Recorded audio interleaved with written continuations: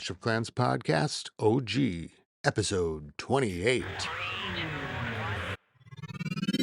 Skilly beep boop, beep boop, skilly boop. Welcome back to the podcast, everybody. I am your host, Scotty827, hanging out here with my friend and co-host, partner in crime, Tipdog20. I'm a little sad Why is that? because this is episode 28. What? That means we're past episode 27, We're past the magical 27. the magical 827 number. I'm sad. Well, and we're on to bigger and better. Bigger and better 800 things for the Clash of Clans podcast. The 827th. That's a great goal. Yeah. And if we do this weekly, that's like 15 years Well, then of we podcasting. And then, well, I think there's about 200, over 200 episodes Oh, that's true. So we could so far. finagle that number. Yeah, so That's we could get two 827s, and we got old 20s in there too Mm-hmm. to celebrate. So we are back, and it's been a big week in Clash of Clans. A lot of stuff going on. So much stuff. Oh, my dear mirror. Whoa. So mirror, mirror on the wall. Yeah. Who's the fairest of them all? Would that be Scotty827? It just might be this week. It's been a good week. It has been a good week for you. You were atop the leaderboard in CWL, right? Yes. However, not everybody was in it for all the wars. True, but let's just point out that your attacks are tightening up so much. I'm feeling good about them. You're seeing, and I'm noticing these little changes here and there after I watch your attacks. I'm like, oh, look at this. He's getting it. Like and not that you didn't get it before. No. I know what you're like. My switchback on like the Yeti catapult.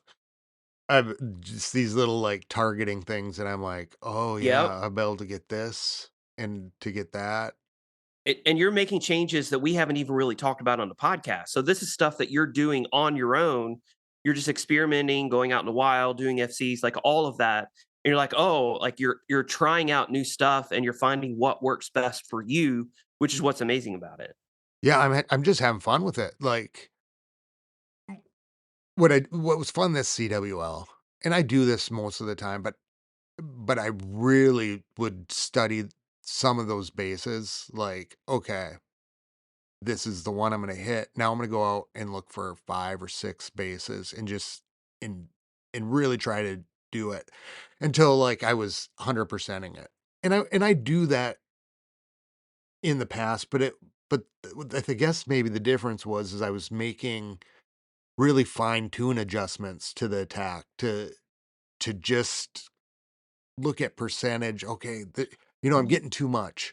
And a couple of my attacks this time just went too well and they screwed up because my funnel got too much in there. So playing with the little details around the attack has been a little bit more fun, I think. So you feel pretty good about this week, CWL? Yeah, I feel mostly. Are there any improvements that for you me? think either for you or for the clan? Like do you have any visions for the clan, ways that we could do things better, like future opportunities? Oh yeah. Like all of that. Well, yes. I think like kind of going forward, I guess I'm okay. Did I introduce that too soon? No, I just I was like, okay. I started to kind of do like a canned response or whatever. Yeah.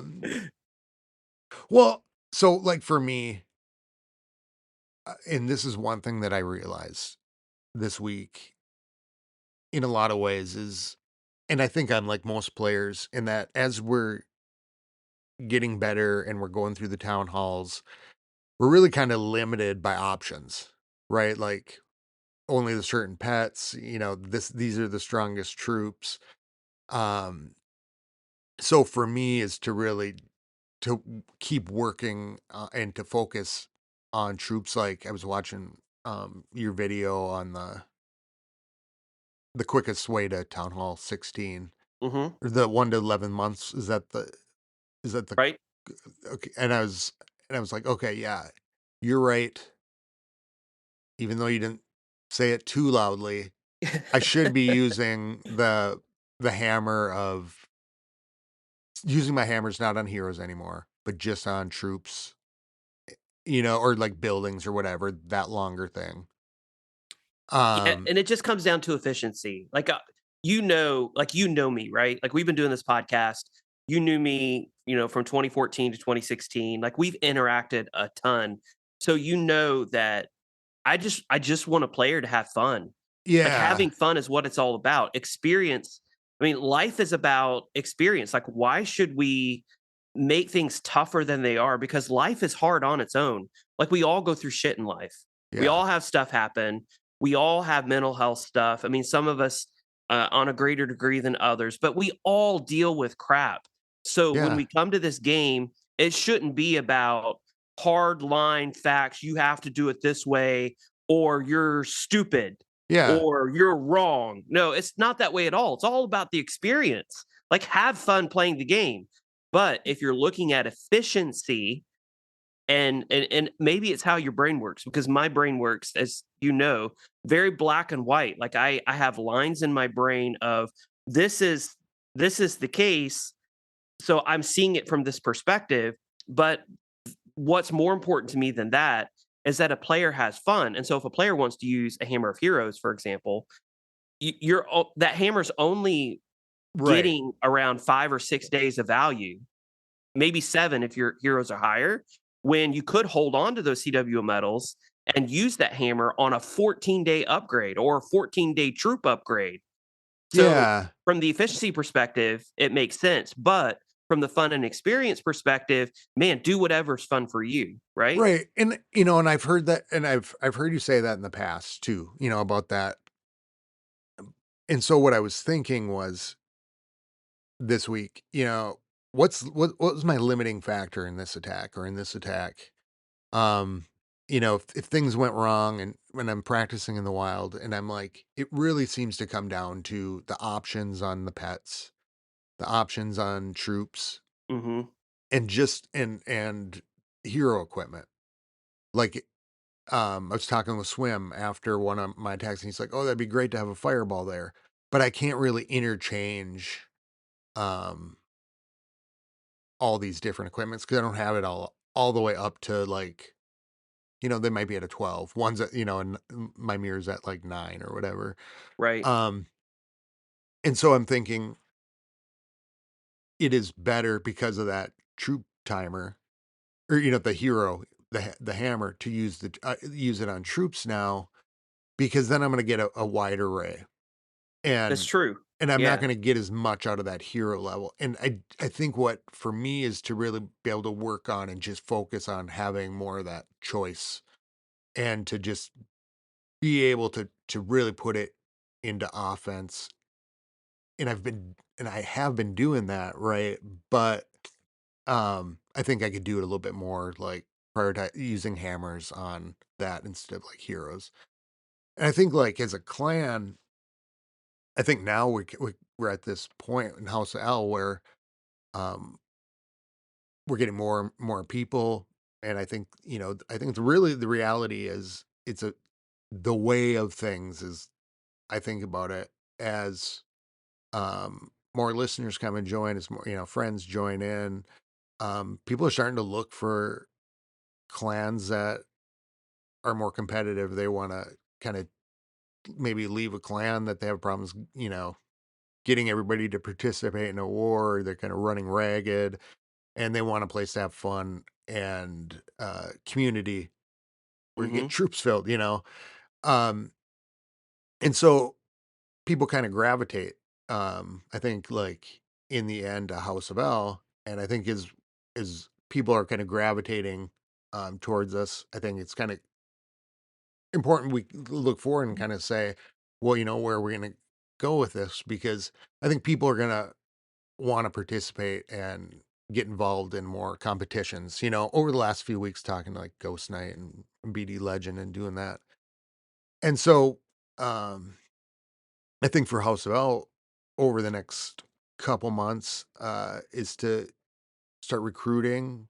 Um, and I think we talked about this, the Town Hall 13s and up, and people Hmm. who want to build and be part of a team and participate.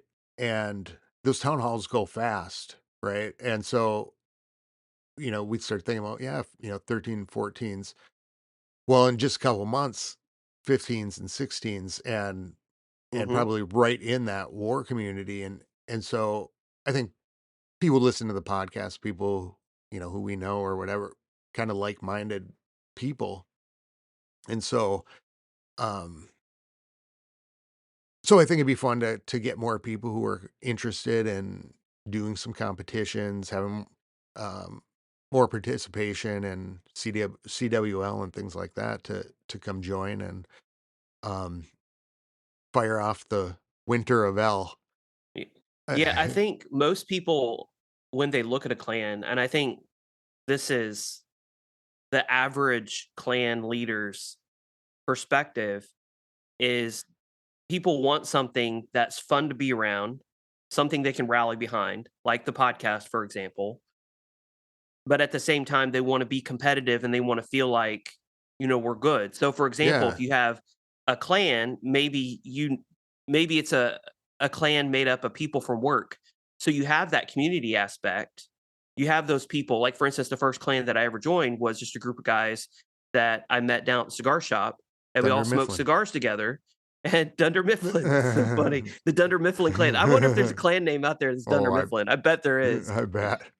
So you have that community aspect, but maybe, in this work group or in this school group, people aren't quite as enthusiastic about the game as you are. I think Swim, for example, mentioned that he was part of a great group of guys who were on his swim team.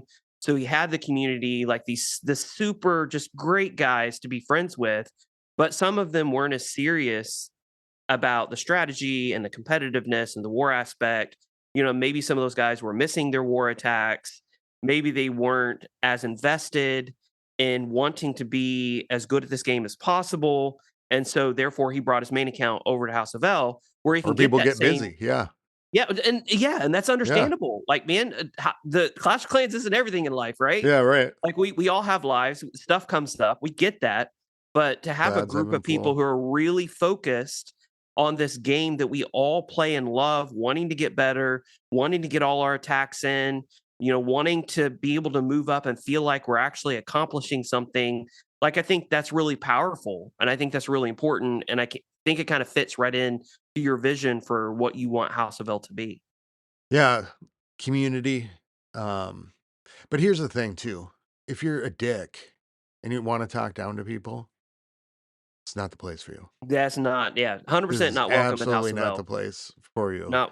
Uh, Yeah, and we had the conversation before. Like, we don't care if somebody gets a 1 star or a 0 star or doesn't get the 3 star. Like, what's really if you gave, important is the participation. yeah, and your good college try, like Yeah, no, don't just slam something in. We're com- we're getting competitive, and we're starting to uh really toe the line in all these things and doing better and better every week. Um so yeah. So if you're a dick, you want to talk down to people, any of that kind of stuff, uh just stay home. But if you are a fun person who wants some community, um you can join House of Elden. I'll put the clan tag at the end of this too and on the perfect. episode. Yeah, perfect. And so yeah, it was a good CWL. I mean, it was rough. We Mhm, had it was these bases we're up against, just tricky. right? Well, we're starting to get more in the try hard mode. I mean, we promoted from Masters 3 to Masters 2 last week, so now we're kind of at the base of sweaty. Like, if we have the mountain of sweatiness, and on top of the We're on the mountain, sweat rag, like the we're bottom of the sweat rag. we're at the bottom of all the sweat. Like, it's Oh, pouring down on us. We're right there at the beginning where you're having clans that are starting to get really competitive, and Masters 2, and then Masters 1 is really where I'd say people are really starting to get sweaty. as they're playing Clash. Like they're trying to get better, they're trying to implement good strategies. You're seeing more 3 stars. You're seeing more coordinated attacks. You may see bases that are a lot harder, more up to date. Not You won't see bases that are from 2017. That Yeah. have 12 ways to attack it on findthespace.com. Yeah. Stuff like that. So we're getting there, right? Speaking of which, let me just quick ask this. So we get to see the the bot that shows us the breakdown, right? Mhm. Of Now it showed us the offensive and it showed us the defensive, right? Right? I saw your question on this. I know what's coming. Okay. So You was were I number 1, in both categories? right? Which at first I thought, well, I did pretty damn good. Look at all the amount of destruction on that one. That's horrible number to have, right? Well, so yes, it is a horrible number, but as we've talked about in the past, we don't do anything defensively. Like that's the discussion we had at BD Legend is literally all we can do is upgrade our defenses and try to put out the best base layout that we can, make adjustments to where people hit it, maybe move the tornado trap. The only the only thing that stat shows is that better hitters decided to hit your base over any of the others. That's all that means.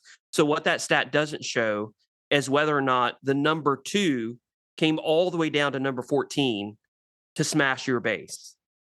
And Oh, if they that's the did? case, in some wars, like people would hit down to your base I saw a and couple of those, but they would 3-star your base. So yes, your base was 3-starred the most out of everybody, but honestly, that stat is meaningless because you don't know who was hitting your base. Number 1 could have been Town Hall 16s that were dipping down to Town Hall 15. And then number 2, there's literally nothing that we can do on defense to change that stat other than update our base, right? why am I number 1? Because you got 3-starred the most of anybody this CWL. Which is bad.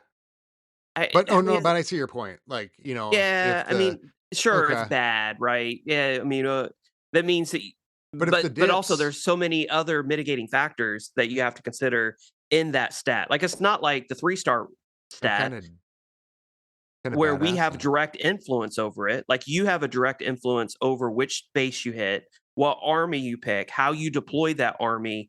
So therefore, if you're number 1 on the offensive side, that's hell amazing, right? That's an Yeah. amazing stat. You did a great job in CWL. But on the defensive side, there's not much you can do about that. So I wouldn't worry about the defensive Well, stat. I'm happy about the dips then because Yeah, I didn't I used the old base and I thought, "Where would I put this that wouldn't make sense?" And so I threw the monolith there. And right? then I adjusted some spell towers and things, but, um, I was like, "There's not I didn't have the cooldown time, to find the base," and I was just thinking to myself, like, "Maybe just doing something wonky," but I'll have to look more closely at that. Um, Yeah, so there are minor things that you can do to like update your base. I mean, obviously, the most expensive thing that you can do is buy a base from a base building company. And then you at least have a quote unquote meta base that will hopefully counter a lot of the current strategies that are in the game. So that's number 1. And then number 2 is you can take an older meta base that's out there and then you can maybe just a few months old, right? So maybe something 3, 4 months old. You can that's get it probably for free on the internet and then you can move the traps around, that's what I move did. some of the build defenses around to something that will counter current meta a little better. So that's step number 2. That's what Number I did, 3 yeah. is you can just get an internet base that's out there, but maybe more current. And then number 4, you can just throw an old internet base that everybody's 3-star and everybody knows how to 3-star. So it depends. Obviously, there are 4 levels of things that you can do, but in reality, you can't really affect how often you're 3-starred, you know? Yeah. Well, I'm Oh, glad to that's a cool bot, though. So this bot, is it I can't remember right offhand, which one it was. Uh, I think it was the Tipbot, right? Tipbot 20? Tipbot 20? I think Um, it I just think that's the spits one. out, like, the CWL results, like, percentage. People used to spend a lot of time doing that. Mhm. Um, so it was just really cool to see, um, another tool you can have access to, and it broke down percentage and all this stuff, but, I just got a brief chance to look at it, um, which is it was really, really cool. Um, Mhm. And there's a lot more bots out there that we can use. We just have to learn about them, see if they're useful for our clan, and then make the decision going forward what we want to use. And then obviously the key with this is as we get more competitive and more focused on participation and making sure that everybody gets their attacks in, things like that. Well, then we can use those bots to let, for instance, the co-leaders know, oh, hey, somebody missed their attack in war, and there's a bot that will let us know. That way, we don't have to go searching. So in the oh, old days, for example, you had to you had to wait till the end of the war, and then you had to go back into the previous war, and then click the war log, and then look down through. Oh, did anybody miss their hits? Well, now there's mhm. just a bot that will let you know this Oh, person. cool. There are also bots that will let you know if it's like the last hour in war, and it will automatically ping everybody who has not gotten their hits in yet. Oh, So that way that's they can't cool. say, "Oh, I didn't know." Well, the Discord bot pinged you, 3 hours before war end, and then again an hour before war was supposed to end. So you had plenty of notification. Like, it Yeah. will help us as we get more organized as a clan. Well, thank you, computers. Thank you, AI. AI. Thank you, Come coders. Are you loving the mirror? Did you get the mirror? This is the Clash Anniversary medal event. I have not gotten the mirror yet, but I'm almost finished with my video on it. And in fact, Do you after we record this, I'm planning on going outside and finishing the video. So it should be posted here in just a few hours, hopefully. do you wanna give us a little preview? I'm curious what you, before I say anything, what is your initial feedback on the Magic Mirror? Yay. Um, I love that. That was unexpected. I love it. That was well, good. I so first, I thought at first, maybe that clone just disappeared, right? And I didn't really look closely at the stats, because what I'd seen before was, you don't know if that's real, what the end result's gonna be. So when I dialed into it, I'm like, "Oh, no problem. I can just, replace." I think it's a perfect replacement for the invis spell. Hmm. I think that, and I love I'm like, "This is just a no-brainer." Like, for me, I'm thinking this is great. I've got to use it a couple times. I think I use it in war. But I just flat out replaced my invis spell. Yeah, And so and and that's it. Like, that's it 100%. Is this the clone, the Magic Mirror Clone Queen is 100% a replacement for the Invis Vial. So if you have been using the Invis Vial, now there is one use case where it might make sense to use the Invis Vial over the Magic Mirror, which we can get into that. But essentially, the Invis gives you around 10,000 damage, right? So the healing capability on the Magic Mirror is absolutely amazing.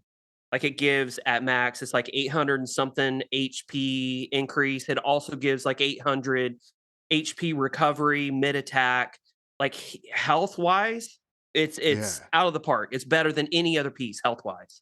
really. So as far as damage wise goes, if you have, and I'm just comparing it to a max magic mirror, if you have 3 queens essentially that are hitting at the same time, you're doing something like 2,000, I can't remember the number, 2,500 damage with all 3 queens at the same Oh, time. Not that much. Now I'm thinking about it. It's 750, I think, times 3. So it's like 2,200 damage, 2,300 damage, and they all at the last. same time. They So last for 20 seconds. it Or lasts for right. 30 seconds Oh, the one okay, yeah, at the at full max. max. So Even at, like, level 9, it's I thought originally the clone would die once it got shot or something, like a clone spell. mhm. True. That's it's unbelievable. But it has a lot of HP. So the clones, have, and I wish I had the numbers in front of me. I think it's 3,600 HP apiece. So they can take some damage before going down. And while they're taking damage, they're obviously doing damage. So if you have three queens sitting there doing damage to whatever it is that you're hitting, and you're doing 2,300 damage each second that they're alive, well, that 10,000 in damage that the Invisvial offers with the power shots gets overtaken in like 5 seconds. So anything over 5 seconds is more damage than what you could get with the Invisvial, not counting the health benefits that's offered from the Magic Mirror. Now, the one thing that the Invisvial does do better is the invisibility lasts, I think, 7.8 seconds when the invisibility on a clone spell only lasts 1 second. Yeah. But that being said, the I always queen I always hit does it right then, right when I right. need that extra shot. So So from that instance, it may be better for you to use the Invisvial if you're using it no, from that perspective. But the 1 second of invisibility allows the defense that's targeting the queen to r- redirect their target to something else. So the fact that it's only 1 versus 7.8 to me isn't that huge of a deal because the redirection is happening, which is the same reason why the hog puppet on the Royal Champion is so powerful, even though it's only 1 second of invisibility. Because if you have a single yeah, target Inferno that's locked onto your RC, she goes invisible and bam, that single target Inferno resets, which is the same thing that happens with the Magic Mirror. So and, you have these clones that are doing damage, and for every second over 5 seconds that they last, they're getting more damage than you could ever get out of the Invisfile. So 100%, it makes sense in most cases, except one, to use the Magic Mirror over the Invisfile. And if you're using the Invisfile, it's just it. Look at the level of your Invisfile. yeah. I would a I couple levels below that replace it with the Magic Mirror. I just dropped it. It was 18. I dropped it. I'm going, nope, I'm all in to this clone because now tell me I'm not crazy here. But when I popped that with the healer puppet, the clone healed. It does. And I thought, game over. So, I got if I you love it. if you have a level Queen 18 walks her back. Invisfile, I don't know that I would replace it right away. So, and I go over this in the video a little bit. If you have a level 18 Invisfile, that's still 10,000 in damage that the Invisfile is going to do, and you don't at level 18 of the Magic Mirror. That's when you get two clones versus one clone. So to me, it 100% makes sense to replace the Invisfile with the Magic Mirror whenever the Magic Mirror is at level 18. Like that's Okay. kind of the stance that I've been taking. You want to replace it before that, and you're finding you get more value, then 100%. But for me, I probably won't be replacing it at least until I get the Magic Mirror to level 18. Yeah, and that makes sense. I can play with it just because most of the time I don't use it for the power shot. Most Hmm. of the time and especially lately, a lot of times I'll pop the queen when she's got full health because if she's in a crowd of bowlers or things are going nuts and there's no healers there, I'll Hmm. pop them just to because Yeah. I know I'm gonna get through the second side of the base a lot faster. Yeah, But and in that instance, it 100% makes sense to use a Magic Mirror over using the Invisvial. Now, there is one instance where it will make sense to use the Invisvial over the Magic Mirror, even if you have the Magic Mirror maxed, and that's if you're specifically sending the queen in to go for a Town Hall takedown. So, the oh, the problem with the Magic Mirror is the invisibility is only 1 second, which means if you're going for a town hall takedown, and let's say that there's the monolith behind the town hall, let's say that maybe there's a scatter shot there that can do AOE damage. Well, if you're using the magic mirror and you're specifically sending your queen in to take the town hall down, she might not do so because the damage is going to overwhelm the queen and her clones. So in that instance, the beauty of the Invisfile is that it does that, 10,000, 12,000 damage and power shots. So if you can get the queen in there and press her ability, she will be invisible for 7.8 seconds, which means she will Oh, guaranteed be able to get the town hall down when she might not guaranteed be able to get the town hall down with the magic mirror in that one single instance. I gotta start practicing my queen walks. Mm, Imagine, like, having a queen walk with you pop it, healers, 3 with the clones and the mhm. queen. You could probably so what do you think it means overall for what do you like, okay, coming up, what's gonna be what are people gonna be using with it? So most players don't use the queen to go in for a town hall takedown. Pros will. So pros will do hero dive Well, I mean where oh, sorry. no, Never no, mind. you're good. No, keep finish, sorry. Oh, so some pros will use their, do a queen dive to go in and take the town hall down, and that's the sole purpose for their queen. Like they'll use something like the invis vial and the frozen arrow, for example. And the whole purpose is to send the queen in just completely Oh, naked, right? Without maybe an ice golem for support. And the goal is just let the queen die, but her one goal is to get the town hall down. There are pros who will do that, but the average player, and I would say 95% of the time, we're not doing anything like that. We're just sending the queen in and she needs to yeah. do as much damage as possible. Well, in that instance, the magic mirror is going to get so much more damage out of that than the Invisvial will. So basically, Supercell has handed us a way to do more damage, which means we're going to be able to 3-star a little bit easier because of this new piece of equipment. Let me ask you a question. On so let's say you're using the frozen arrow Mhm. with the queen. Does her clone have the frozen arrow? I don't think so. I checked this out because, my question was, if you have the giant arrow on the queen and you have the clone spell, do 3 giant Oh. arrows pop out? But I looked it up and I don't think that that's the case, unfortunately, because that would be amazing if that happened. I don't think the clones have any of the hero equipment on them other than just, the queen's bow and arrow. Like that's it. That's all that they Oh, have, unfortunately. okay. Yeah, that'd be crazy. Because I was thinking, well, what so that's gonna change the game, right? Mm. It With I will mean, in a it's pretty gonna big be way. it'll be one of the 3 top I mean, people are gonna have to decide which one to take a little So bit more. for it's going to be amazing for queen walks because with the queen walk, you already have your 5 healers, so you don't need the healer puppet to pop out 3 more healers because you're already covered in that area. Now, a more casual player such as myself, like I like the healer puppet on it anyway because Mm, like I'm not the best of the best and I need some help sometimes. And so I'll use the healer puppet to help cover my ass, right? So if I yeah. get in trouble, I can use the 3 healers that can keep the queen going a little bit longer. But when you're a pro, for example, you can use the frozen arrow with the magic mirror, and the amount of damage that you're going to be able to do with that combination on a queen walk is going to be massive in comparison because a lot of pros are using right now is the frozen arrow to do a queen walk, frozen arrow plus the invis file.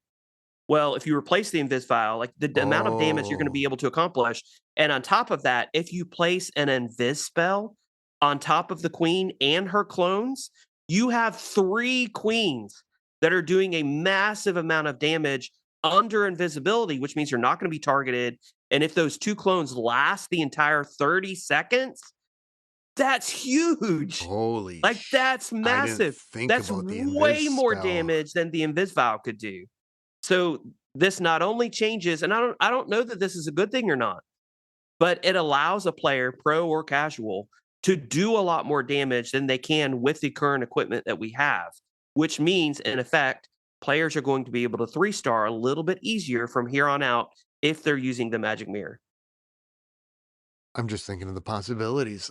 Mhm. Like, I had thought about my attacks, but you're painting different pictures for me. So imagine this. Ooh, okay. Imagine you have 3 queens.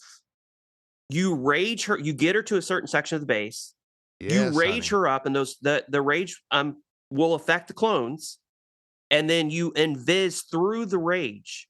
Those clones and that queen are going to be able to take out 20 to 25% of the base, possibly in the right spots That's on practically their my own with just that a rage and a couple invis spells. that's practically my attack already.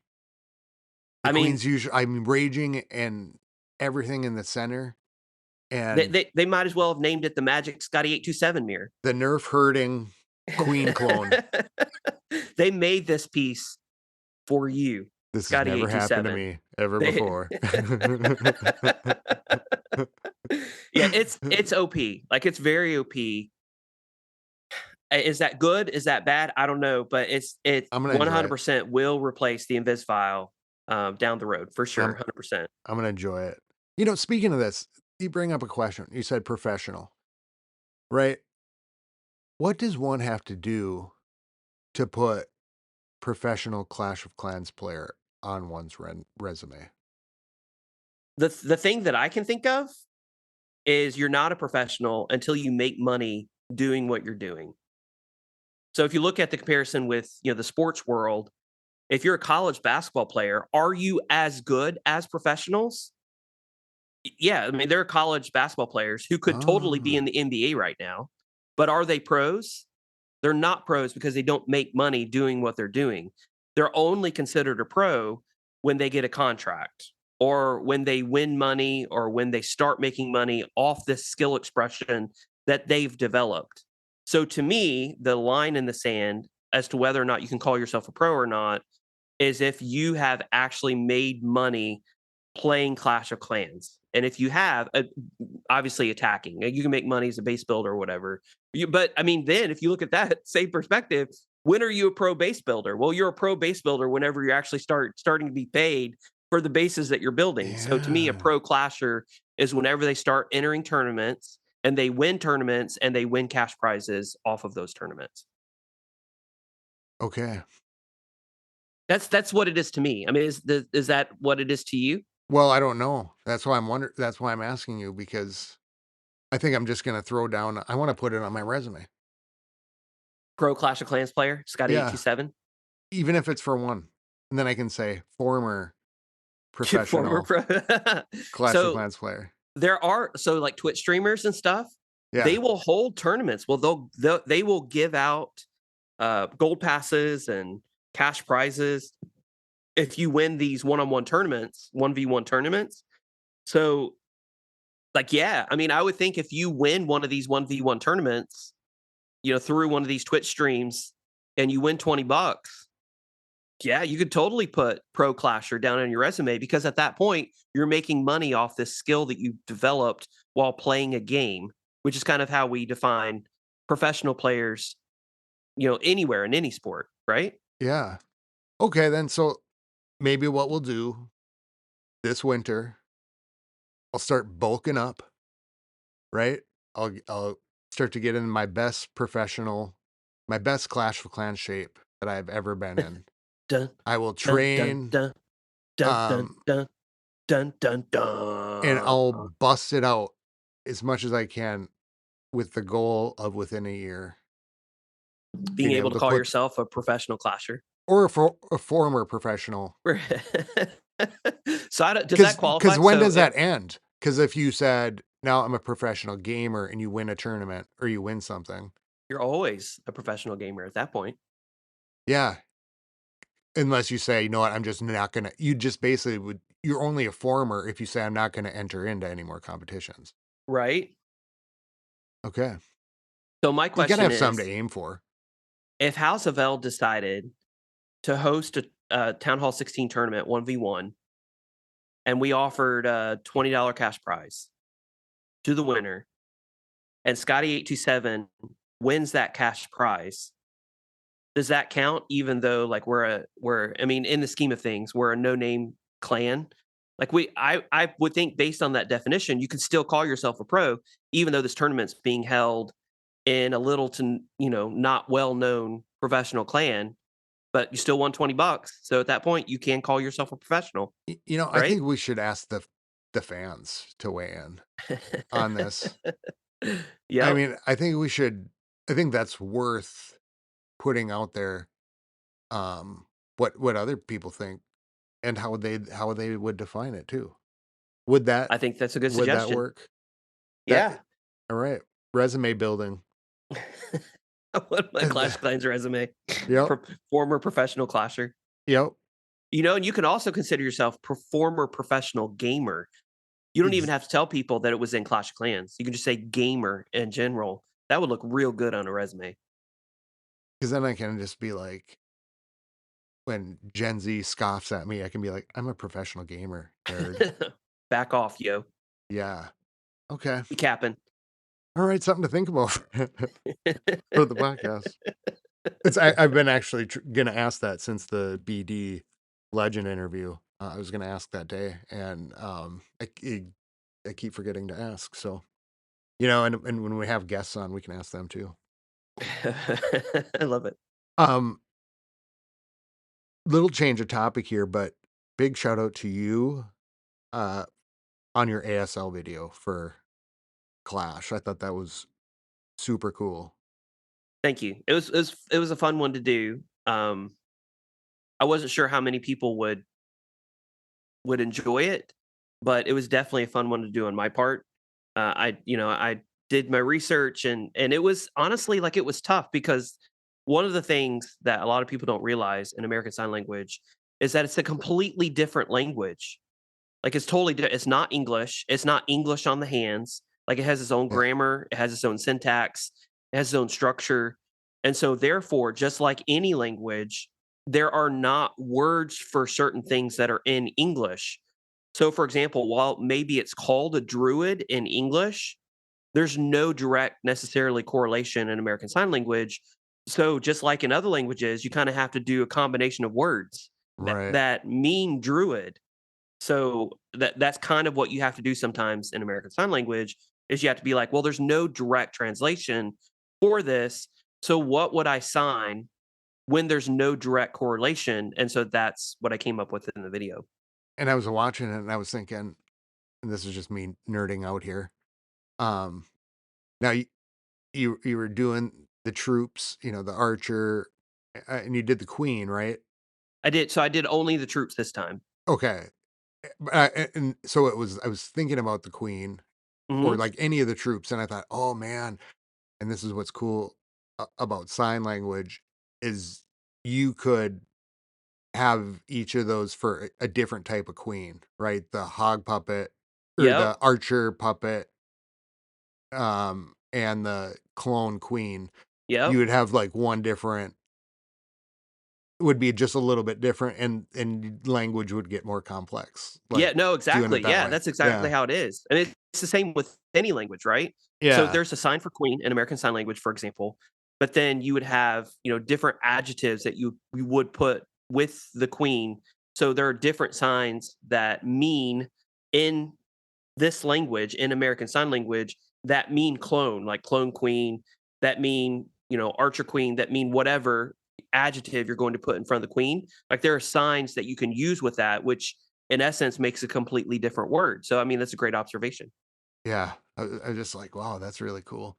Um, that'd be cool to have Clash of Clans, or Supercell adopt that as their official sign, um, endorse it as their official sign of Of Clash of Clans. yeah, why not?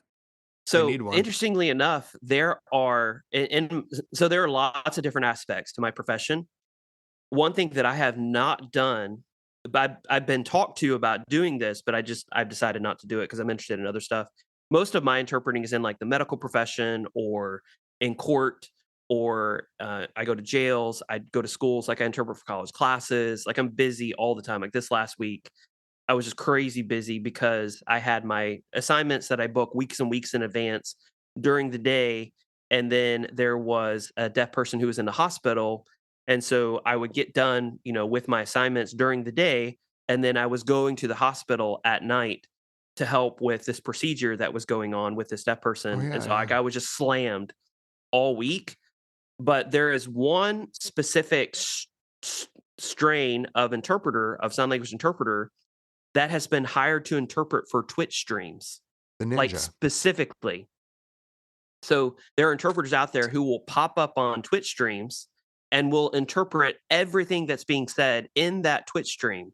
And there are companies out there that are paying for this, whether it's because they want to provide access to their deaf consumers, or because they want the PR, right? So a lot of Yeah. companies will hire an interpreter because they want to say, "Look at us, like we're being accessible to the community. We're providing an interpreter for this." But there is a very specific interpreter that you can call a gaming interpreter, a Ooh. professional gaming interpreter, where you could Ooh. go on to Twitch streams and you can interpret for a lot of these really big Twitch streamers and actually get paid to do so. That is pretty cool. I've never done it. I've considered it, but I have never done it before myself. Well, I think we have a goal for you. No, I'm just kidding. Yeah, maybe. I mean, I Over wouldn't be the opposed to it. It's just the avenues, like, it just has worked out. you'd I'm would too you be involved with just other you'd be stuff.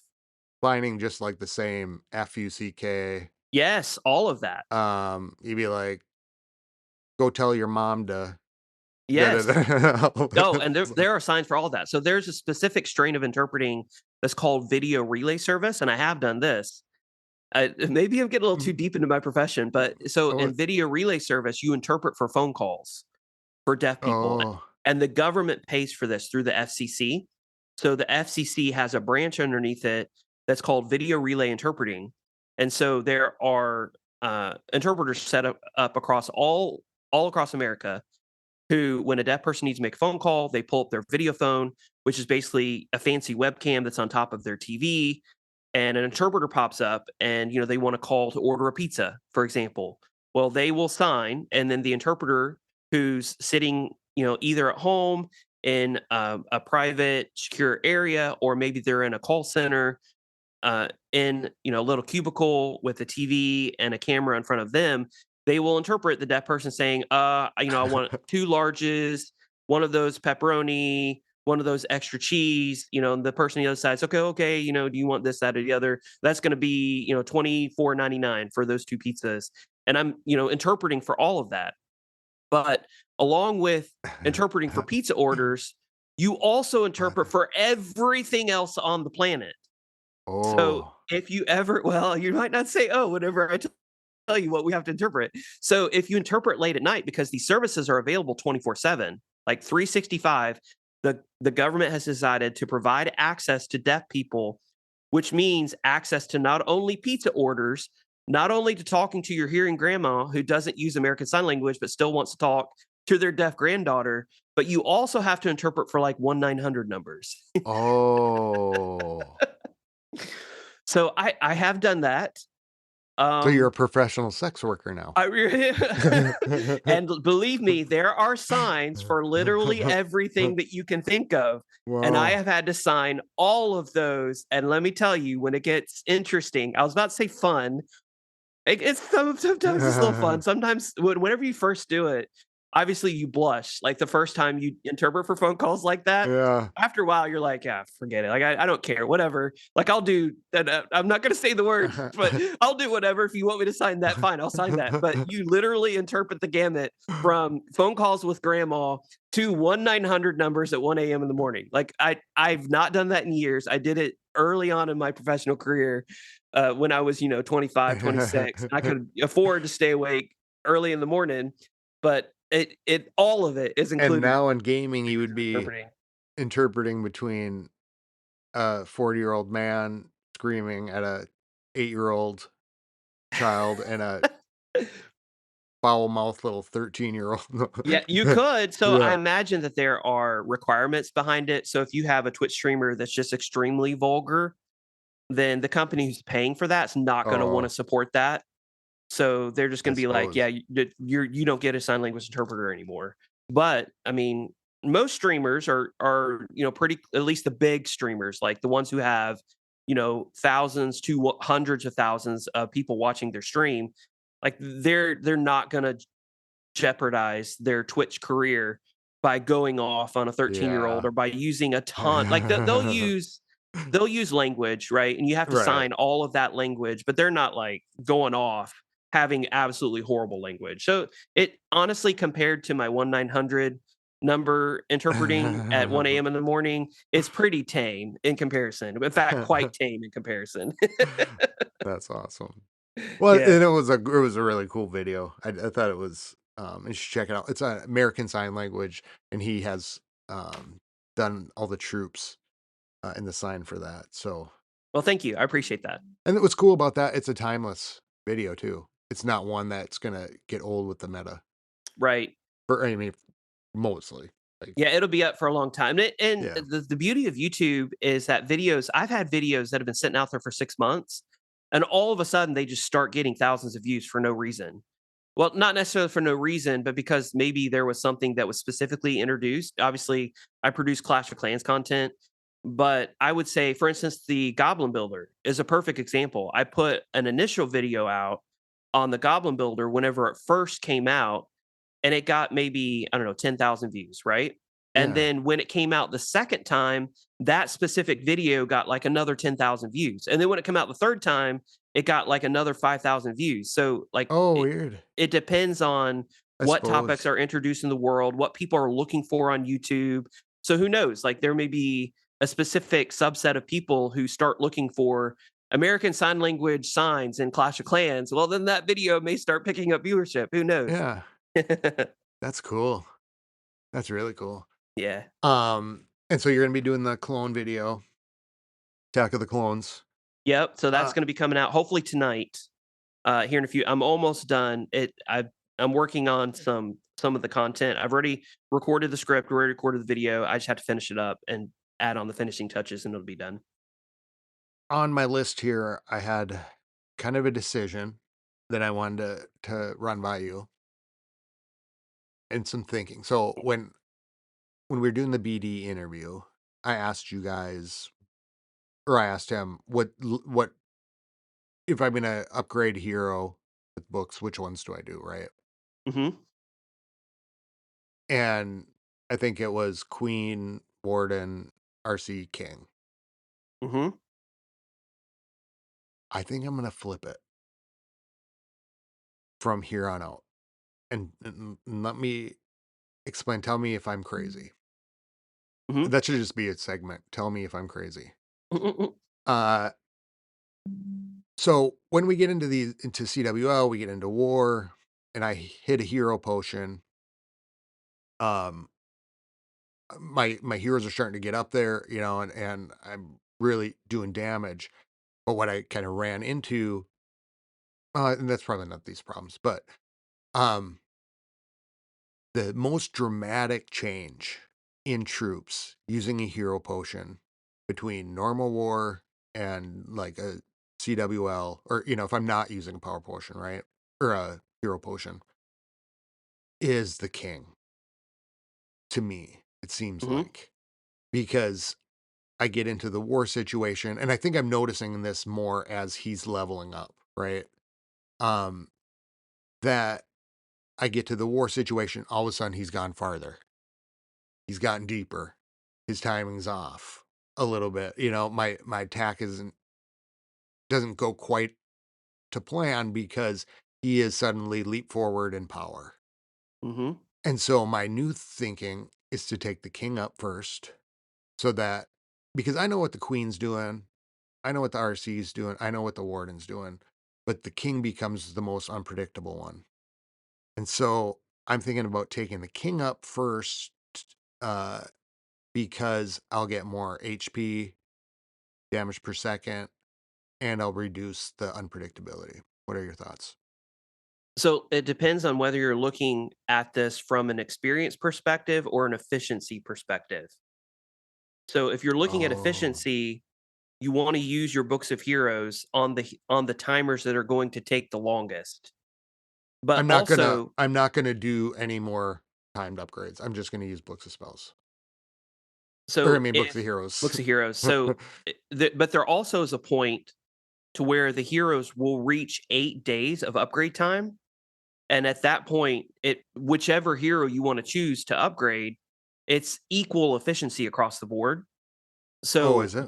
what I'm doing on my accounts is I'm getting my heroes to that 8-day upgrade point, and then I'm either stopping or those are the only heroes that I'm using books of heroes on, because from the efficiencies perspective, that's what makes most sense. Like I'm going to save the most time by using a book of heroes on an 8J upgrade versus a 5 day and 12-hour upgrade.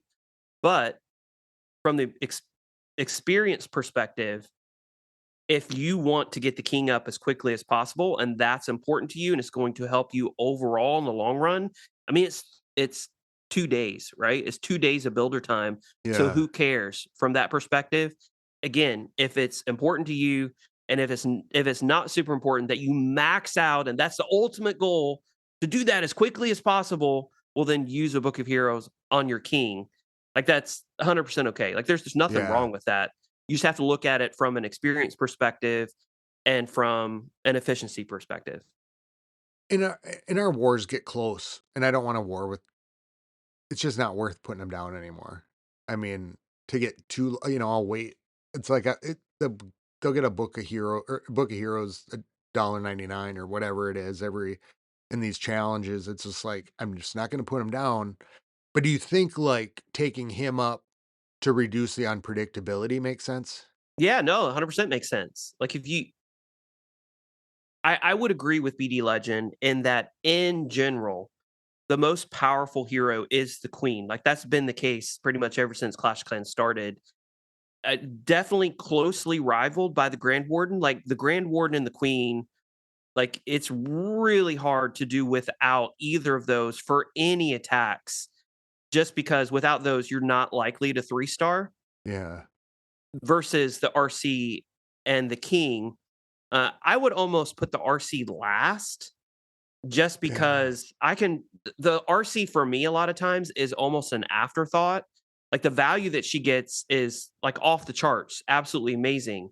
But I would have to say for attacks, if I compared my attacks and if I have the king, queen, and warden up for the attack versus having the queen, warden, and RC up for the attack, to me, and with my attacking style, I'm more likely to 3-star the base with my king, queen, and warden up versus my queen, warden, and RC up. Was that too complicated? Like that I just No, confused no, I myself. get, and I guess where I guess what I'm the basis of my question, I guess, goes to like the difference of attacking and practicing in the wild without hero potions and then going into the war situation and popping a hero potion and then the amount of change in the attack because of the increase. Right. Is that because your king is so much lower than your other heroes though? Which is the reason why you're wanting to focus your books of heroes on the king in the Yeah, I first mean, I place. guess he's at 77. And that's pretty massive. Like that's still really high. Like that's only 18 levels from max. Yeah, and for Town Hall 15, right? And so Oh, right. Yeah. and then the queen is at 81 Mhm. and the warden's at 63 and my RC's at 30. So there's also the domino effect, which I've talked about on the Clash Tips podcast, where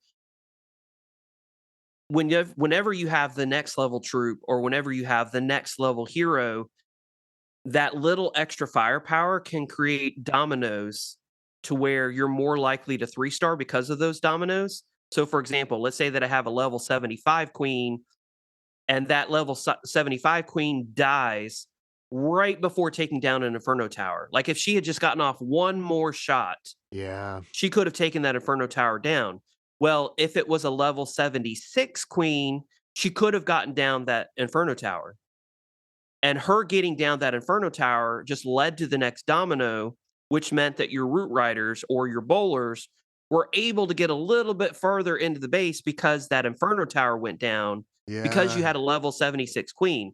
So that may be what you're noticing with the king is he's able to take down just that little bit more and you're able to get just a little bit more down with your king so much so that the dominoes are falling faster because you have those extra levels on the king versus him just being at level 77. Like it's the Yeah. domino effect in Clash of Clans. Yeah, and so what happens then is I go into war and then he gets way further, and my attacks that I've just been practicing and over and over again are changed up a little bit. Mhm. And so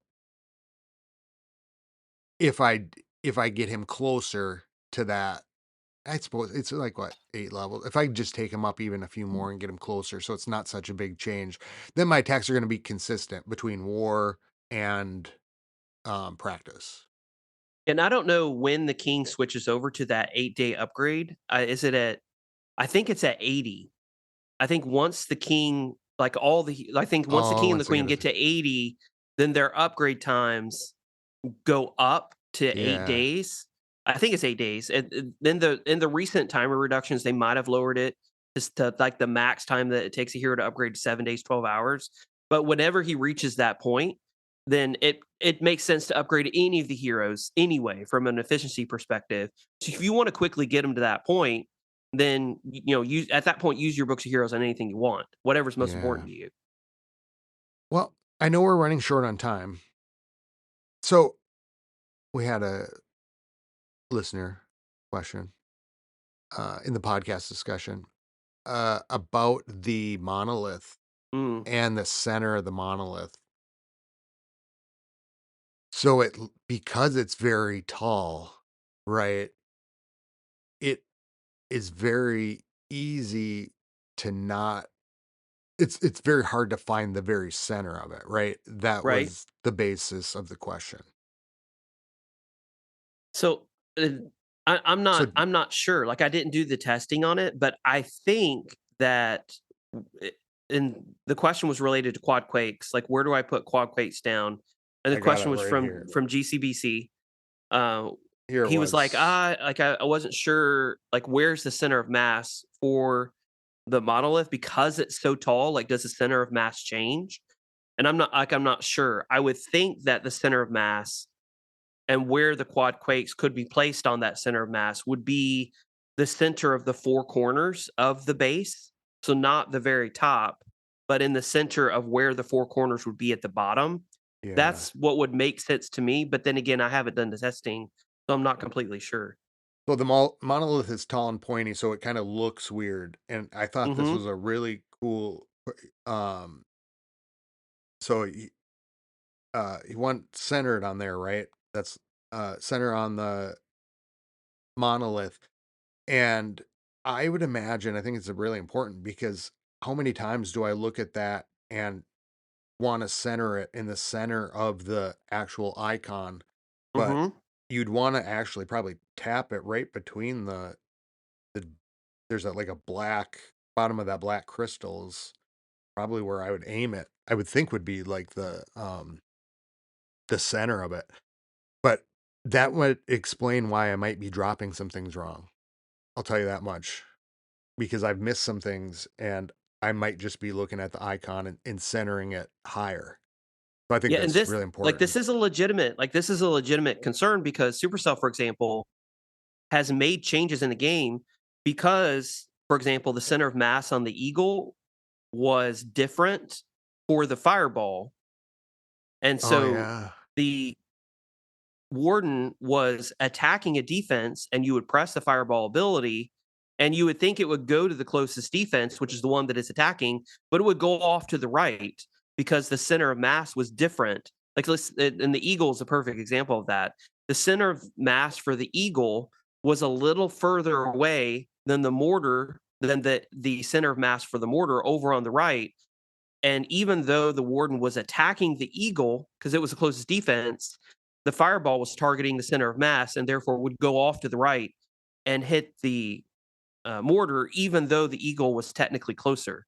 So, like this, it's a Yeah. valid discussion. I don't know the answer to it, to be honest with you.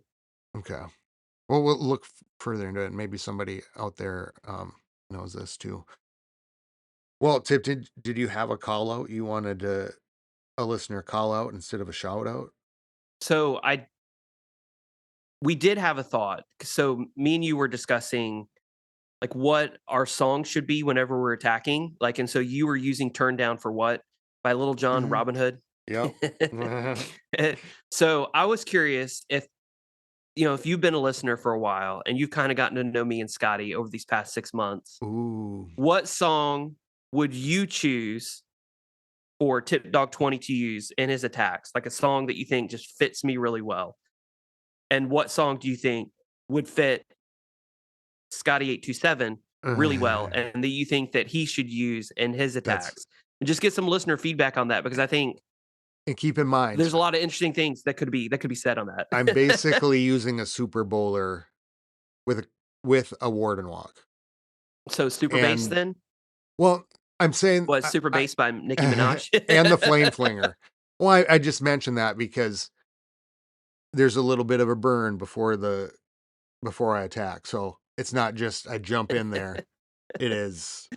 So I just want to put that out there in case. But I'm also interested in like what songs they think would describe us at the same time. Like what songs do they think are fitting? Not only use them for attacks, but what song is fitting for Scotty 827?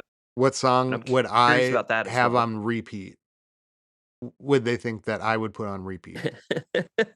Is that kind of what you're I like or that. just represents us? Yeah, I like that. Okay. That's so Or cool. I think either. I think it could be either. I like that. Well, then I think we should ask the listeners to send them in. You could send those suggestions. That and then we can post it in the Discord server too and get some feedback there to see if people have any ideas and suggestions. Yeah, that's a great idea. And now I'm scared, to be honest. No, I'm a little scared too. All right. Well, we got a lot more to, I guess, talk about next week. We didn't really get to the event troops. I Oh, haven't got a right. chance to play too much with them yet. I just They're OP. Like I've used the mechas and holy cow. Voltron. It's not quite as overpowered as Quattro or as Lavalunion, which they introduced back in October, or November. I don't think Scotty, you had a chance to use those, No. but still, like they're really powerful, and I'm using them it's the same way that I use the old Falcon attack. I'm not sure if you remember that or not. But that was all Valks, to where you would funnel the Valks into a certain part of the base and then heal them as they're going throughout the base. Oh, But I the watched your mechas attack. are that much easier because they go from defense to defense. So You it's just even better wrecked than the that one Falcon attack. base. Yep. So and then using the overgrowth spell to help funnel them in specific directions, like they're just a really overpowered troop. Yeah, we'll have to get into. I want to see that. I want to use that Broom Witch. Broom Mhm. Witch. I think I just might have gotten her in the challenge.